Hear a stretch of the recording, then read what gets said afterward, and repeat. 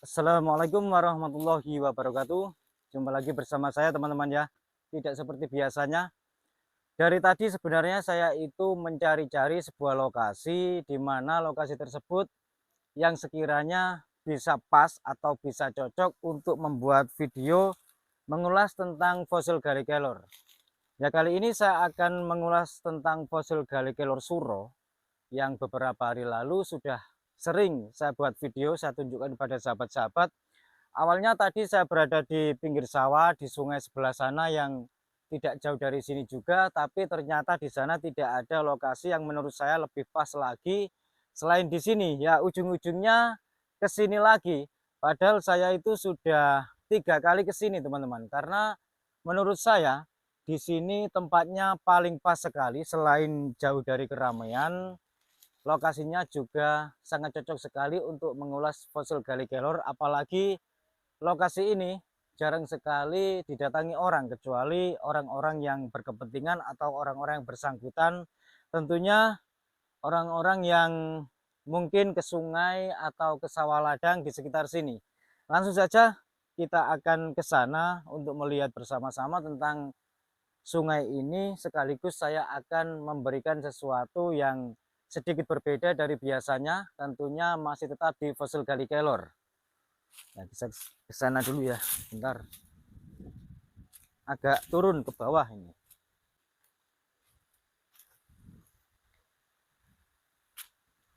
Dan di hadapan saya pas ini sudah berada di sungainya. Sahabat-sahabat bisa saksikan sendiri. Ini adalah sungai yang beberapa minggu lalu atau mungkin sekitar 1 bulan lebih ya saya ke sini. Dan kali ini saya kembali lagi ke sini karena menurut saya ini lokasinya cukup pas sekali dan sangat cocok sekali untuk melakukan atau membuat video mengenai fosil Gallikelor yang selama ini penuh fenomena. Tapi saya belum pernah menyorot ke dekat sana, yang bagian ada cerungnya di sana itu ya. Ini fokusnya tadi kurang. Ini sudah fokus. Saya coba ke sini.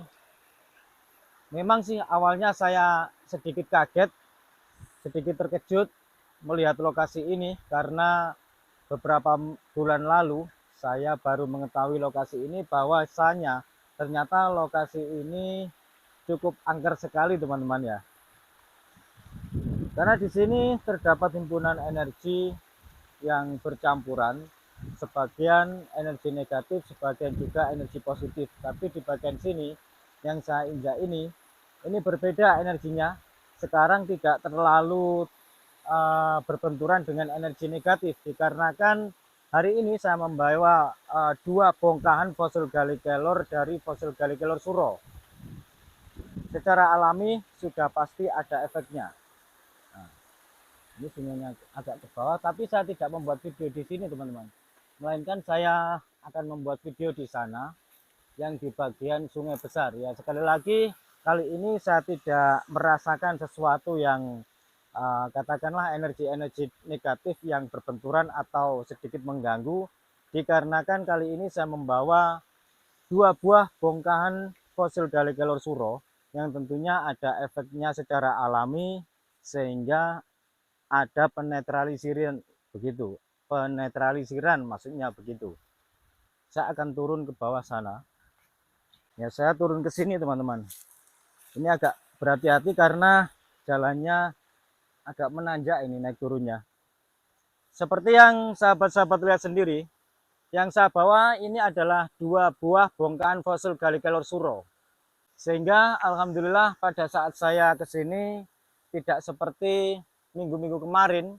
Kalau minggu-minggu kemarin saya merasakan energi negatif yang lumayan cukup sangat terasa oleh saya sehingga ada sedikit benturan atau gesekan.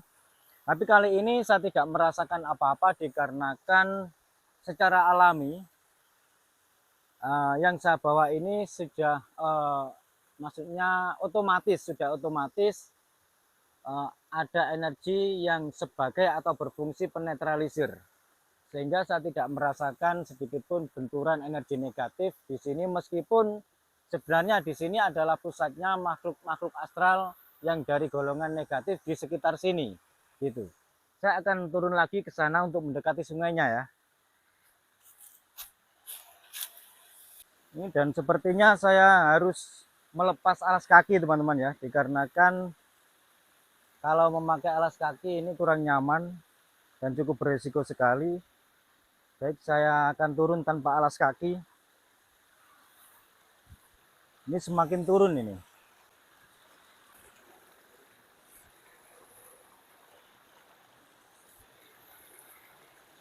Saya sendiri tidak tahu teman-teman, kenapa saya lebih suka turun lewat sini dibanding lewat sebelah sana. Padahal untuk melewati sebelah sini ini agak sedikit kesulitan karena ini tidak untuk pejalan kaki yang mengarah ke sungai ini yang naik turun. Begitu. Mungkin ada sesuatu yang sulit sekali dijelaskan, tentunya sesuatu yang tidak kasat mata, yang saya sendiri juga tidak bisa menjelaskan, namun cukup menarik perhatian saya. Biasanya begitu, sehingga saya lebih suka melewati sini. Nah, inilah termasuk juga bagian dari misteri alam. Ini sudah semakin dekat dan saya sekarang posisinya pas berada di pinggir sungai. Sungai besar ini. Bismillahirrahmanirrahim. Karena ini saya sambil membawa kamera teman-teman ya, sehingga kurang bisa leluasa, dan saya tidak menganjurkan rekan saya untuk mengikuti saya ke sini karena cukup beresiko sekali, karena rekan saya itu orangnya cukup sensitif sekali, sangat perasa sekali, tapi tidak bisa mengendalikan. Jadi daripada mengalami hal-hal yang tidak diinginkan, sebaiknya saya mengalah untuk membawa kamera sendiri dan menuju terus ke sungai ini. Alhamdulillah sudah sampai, dan itu adalah jembatan yang kemarin yang saya tunjukkan kepada sahabat-sahabat. Cukup tinggi sekali, jembatan gantung yang hanya dilewati oleh kendaraan roda 2 saja. Ini sebaiknya saya ke situ ya. Nanti saya akan kasih tahu atau saya ceritakan sedikit kenapa alasannya saya membawa kedua fosil Gallikelor suro ini ke sungai ini teman-teman. Perlu teman-teman ketahui, di sungai ini banyak sekali sosok-sosok astral, terutama yang dari golongan jin penghuni air. Mungkin sebagian sahabat-sahabat ada yang percaya, ada yang tidak saya mengatakan hal semacam ini. Tapi yang namanya manusia beriman, orang beriman sudah pasti percaya meskipun belum pernah melihatnya, bahwasanya makhluk gaib itu ada dari golongan jin tentunya. Di sana ada satu orang memancing. Baik, langsung saja saya akan ke sini.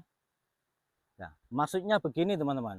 Saya ke sini ini kan membawa 2 buah fosil Gallikelor suro.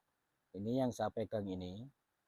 Ini akan saya taruh, saya rendam di sini sejenak beberapa menit, begitu.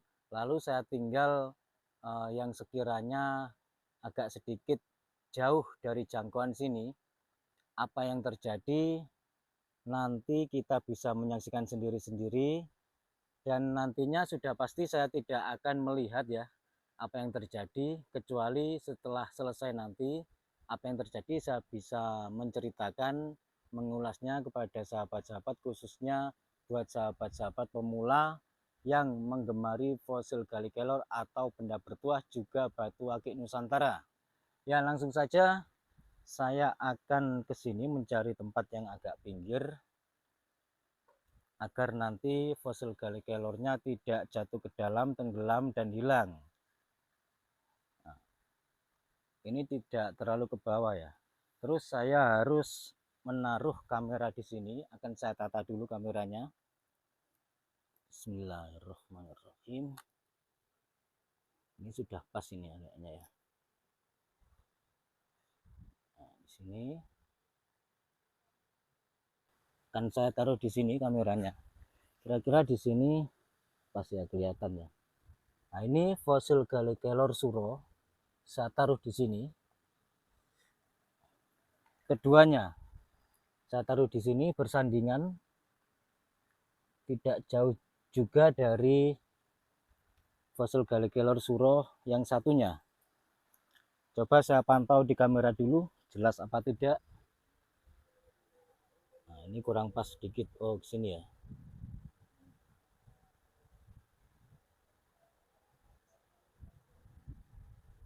Zoomnya. Oh, ini sudah, fokusnya sudah cukup. Dan saya akan meninggalnya sekitar berapa menit ini nantinya. Nah, sekitar kurang lebih 10 menitan lah, dengan jarak sekitar kurang lebih seberapa ini, sekitar 8 meteran, 8 atau 10 meter ya, kira-kira segituan. Saya langsung naik ke sini teman-teman, menaiki lokasi ini yang tidak jauh dari kamera juga. Saya berada di posisi sekarang sekitar 5 meteran dari jangkauan kamera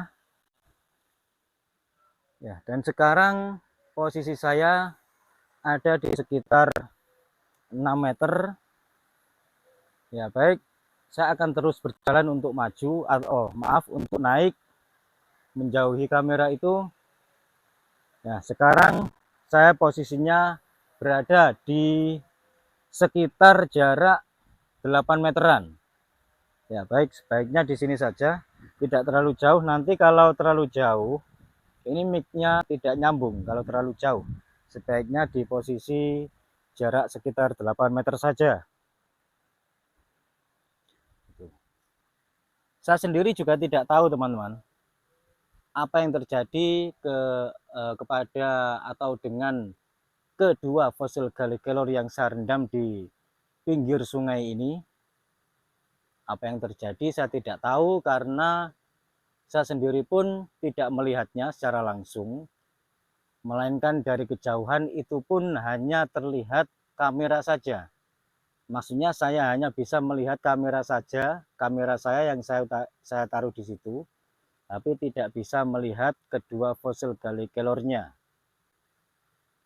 Apa yang terjadi sekali lagi saya tidak tahu, dan nanti setelah selesai saya akan memantaunya, apa yang terjadi setelah saya lihat. Bahkan justru sahabat-sahabat yang bisa menyaksikan sekarang kejadiannya ini, apa yang terjadi, bagaimana, apa yang terjadi, justru sahabat-sahabat yang lebih tahu. Dan nanti setelah selesai saya akan memantaunya di video. Setelah saya pantau akan saya jelaskan kenapa kok terjadi begini, begitu, dan lain sebagainya. Dan untuk sahabat-sahabat yang menyaksikan, khususnya buat sahabat-sahabat yang masih pemula, tolong jangan di skip dulu ya, dikarenakan nanti ada yang terlewatkan, barangkali ada yang terlewatkan. Sayang sekali, dikarenakan jarang-jarang saya mengulas tentang hal semacam ini, dan selama ini memang saya belum pernah tahu ada yang mengulas fosil Gallikelor dengan cara begini. Mungkin ada sahabat-sahabat yang bertanya-tanya, ini maksudnya apa? Tujuannya apa? Terus kenapa kok direndam? Kok nggak dijelas-jelaskan dari tadi? Ya, nanti saya akan jelaskan setelah saya selesai merendam ini, dan apa yang terjadi dengan fosil Gallikelor tersebut saya akan melihatnya sendiri di video untuk saya jelaskan. Begitu teman-teman. Hari ini cuacanya cukup mendukung sekali. Biasanya hujan, hari ini tidak. Biasanya mendung, hari ini cerah. Sehingga cukup mendukung sekali untuk membuat video tentang fosil Gallikelor di alam terbuka di hari ini. Di sekitar sungai ini banyak sekali batu-batu besar, pohonnya pun juga sangat rimbun sekali, seperti pemandangan atau suasana zaman dahulu ketika saya waktu masih kecil, masih rimbun sekali, masih asri, penghijauannya pun masih subur-subur. Bahkan sungainya pun ini sepertinya belum terlalu tercemari. Ya, belum terlalu tercemari, apalagi tercemari limbah tidak tercemari, kecuali hanya sampah-sampah kecil yang lazimnya sampah-sampah seperti daunan, plastik dan lain sebagainya, itu pun tidak banyak teman-teman. Ya, kita nantikan sejenak apa yang terjadi. Tinggal sekitar beberapa menit lagi, kurang lebih sekitar tidak sampai 5 menit ya. Tidak sampai 5 menit saya akan mengambilnya, karena waktunya pun ini juga sudah sore teman-teman. Nanti kalau terlalu sore tidak baik. Orang dahulu mengatakan Candi Olo, sore-sore surup-surup mendekati waktu maghrib, karena di waktu maghrib atau mendekati waktu maghrib itu surup-surup itu pergantian waktu antara pergeseran yang terjadi antara dunia nyata, maksudnya ini alam nyata, alam manusia dengan alam gaib, ini terjadi pergeseran, perpindahan waktu. Kalau di alam kita pergeseran waktunya ke malam, itu menurut alam gaib itu siang. Begitu teman-teman, ada perbedaan. Namun kalau di alam gaib itu menurut pengalaman saya yang pernah saya alami, itu tidak terang benderang seperti siang begitu. Kalaupun malam juga tidak terlalu gelap seperti di malam hari di alam kita begitu. Itu menurut pengalaman saya pribadi. Mungkin dari sahabat-sahabat yang mempunyai pengalaman berbeda atau pengalaman yang sama dengan saya, ada perbedaan ya, itu hal yang biasa sih ya. Karena setiap apa yang kita alami itu meskipun sama, pasti ada sedikit perbedaannya. Dan yang saya alami memang di alam gaib itu meskipun malam, tidak gelap gulita seperti di alam dunia ini. Nah, seperti halnya surup itu teman-teman. Kalau teman-teman melihat waktu surup, waktu Candi Olo, pergantian sore dengan malam di waktu mendekati maghrib, itu kan agak sedikit gelap remang-remang, dan terik matahari itu di barat, sebelah barat kemerahan. Nah, begitulah. Namun di sisi lain, sepertinya itu hawanya itu mati, tidak merasa seperti ada angin sepoi-sepoi, itu tidak. Ya, layaknya seperti ada udara begitu saja. Kalau di dunia atau di alam kita itu kan masih ada angin sepoi-sepoi, ada tanda-tanda kehidupan menandakan bahwa alam ini juga hidup begitu. Tapi kalau di alam lain, di alam gaib itu berbeda, tidak sama gitu teman-teman. Itu saya alami sekitar berapa ya? Kalau tidak 10 tahun yang lalu ya 12 tahun yang lalu. Ya sekitar 12 tahun yang lalu. Itu saya alami tidak sengaja waktu itu. Dan tidak perlu saya ceritakan panjang lebar, karena di sini ini momennya ini sekarang pada saat ini kita fokus ke fosil Gallikelor. Ya, teman-teman, sepertinya sudah waktunya untuk mengambil fosil gali kelor dan saya segera bergegas untuk mendekati kamera. Bismillah, ini jalannya turun.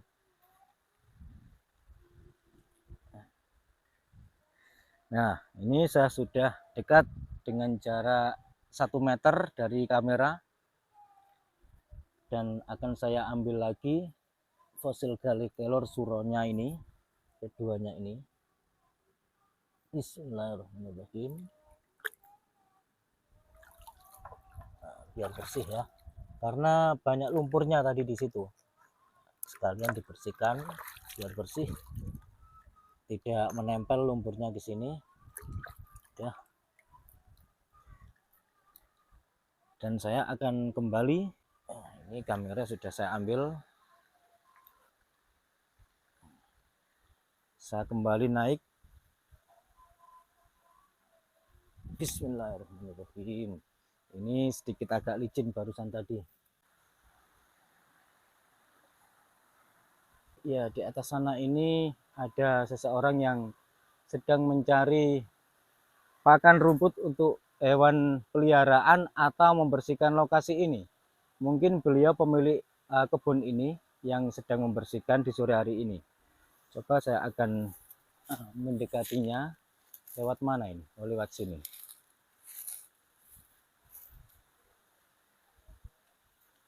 Bismillahirrahmanirrahim. Mbah, nuwun sewu, Mbah. Nggih, badhe lintang mriki. Nggih. King kali niku wau. Oh, jenengan ingkang gadah kebon niki, Mbah? Jenengan ingkang gadah kebon niki? Oh, nggih. Oh, nggih nggih nggih. Oh, ngoten. Oh, niki dibersih nggih. Nuwun sewu, Mbah, kula nderek tanglet. Jenengan mboten nate napa ngalami hal-hal aneh ten mriki. Jenengan kan sing gadah, tentune nggih jenengan sing langkung pirsa to nggih. Nek kula kok ngraosaken uangker to ten kali niku sing cerung alit niku. Wonten menapa rahasia pripun? Nggih kadose kok kathah barang haluse ngoten lho. Oh, nggih kula saking pun saking apale. Nggih, tapi wonten nggih, Mas. Nggih, enten. Wonten nggih. Iki daerah iki Nggih. Oh, ya sahabat-sahabat, ternyata ini pengakuan dari pemilik kebun ini. Memang di sini banyak sekali makhluk-makhluk astral yang tidak kasat mata. Ada sebagian yang berenergi negatif, ada yang bersebagian energi positif. Tapi mboten ganggu, Bang nggih. Mboten. Oh, mboten ganggu. Wilayah aman. Oh, aman nggih. Cuman manggen mawon nggih. Nggih, manggen. Kula kaya manggon ngriki ya teko manggon ya apa anane aku ya sewang-sewangan. Oh, Aku nggih. sing duwe larang ya ditunggokke. Nang gadah blimbang niku mon kebul mon mboten wonten lebet. Oh. Wonten regol nadine mung padha suwon kali. Oh, ngoten nggih nggih. Tapi berarti niki dijagi nggih. Sengaja dijagi nggih. Wonten ulam mboten dimam kali regul. Mboten nggih pancen wonten napa nasibe napa pripun. Oh, nggih. Tapi jenengan mboten nate dipanggih ten mriki. Wonten wonten lebok sing kursi wonten nggih biasa kula ayo aku ambah-ambahane kene ora usah di Oh. Tapi jenengan pun paham nggih nek niki kathah makhluk haluse nggih. Oh, nggih. Paringi asma Bapak sinten, Mbah? Kula Pak Cip. Oh, Pak Cip.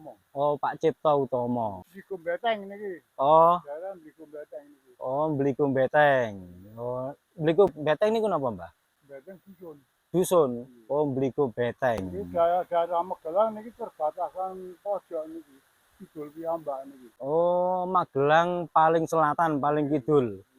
Oh, Daerah nggih. sing iki Lampung Jogja niku daerah Blaburan niku sumur Bliku. Namine Bliku Beteng. Blikum beteng. Oh. Ngoten blikum beteng, blikum Blaburan gitu. Nek teng bliku niku nek mboten paham dusune gandengane mboten kepanggih. Maksudnya pripun, Mbah? Dusune dusun bagian dusun macanan niku. Oh, nggih nggih. Lho, Mbah, nuwun sewu nggih. Kula wau ten mriko kok kathah kepanggih watu-watu kados bekasnya dibolongi napa pripun ngoten niku pancene petinggalan zaman riyin napa pripun, Mbah? Bolong-bolong alit-alit ngoten niku kok kados dibolongi? Bolongnya dipecah. Oh riyene. Niku zaman riyin nggih. Oh, mungkin sebagian kajeng didamel candi napa gapura napa pripun nggih?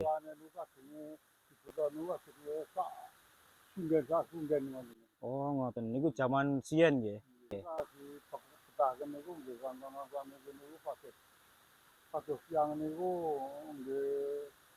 Penghasilan loh. Oh, ngoten nggih. Zaman sembahyang sono tengah-tengah gitu anak itu mah pakani watu ngoten. Oh, nggih. Nggih, niku nenek-nenek tiyang riyin ngoten nggih. Siapa kerjane nurun ada selo dikasih lah nggih. Jenengan riyin, Mbah, atos-atos. Nah, ini tempatnya, lokasinya naik turun. Gubuk niku lah nggih. Oh, nggih. Oh, gubuknya ten mriku, Mbah. Nah, niku.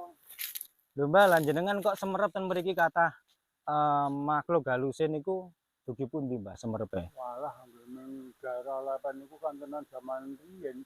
Wonten Hmm. tiyang lalu napa niku lanjur boten dereng wancine cilar. Oh, Wonten niku lan nonton meninggal ten kayu mriku. watu. Kayu watu niku pundi? Nggih tenggen kayu tenggen watu nek cara yang manjene dereng ditampi ngoten niku. Oh, nggih, nggih. Dereng pesine sejuk matine kepeksa to niku. Nyuwun sewu, Mbah. Kula rumiyin nate semerep demeten kali mriku rupa rambut. Napa wonten? Nggih. Wonten. Ngrupi rambut nggih. Nggih.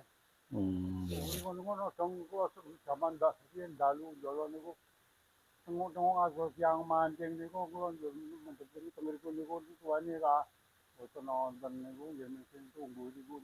Oh, ya benar teman-teman. Ternyata di sungai itu juga dulu waktu saya melihat ada sosok makhluk astral yang menyerupai rambut panjang sekali. Itu biasanya dari golongan yang negatif. Dan itulah yang biasanya mengganggu anak-anak yang biasanya mandi di sungai sembarangan begitu. Sehingga agar kita lebih hati-hati waspada untuk tidak menyebur sungai sembarangan. Lintang pundi, Mbah, jenengan, Mbah? Lintang pundi niki mrikone? Liwat pundi? Oh, ngoten. Kula dugi mriko, Mbah. Oh, nggih. Kula liwat mriki saged nggih? Oh, nggih, amit.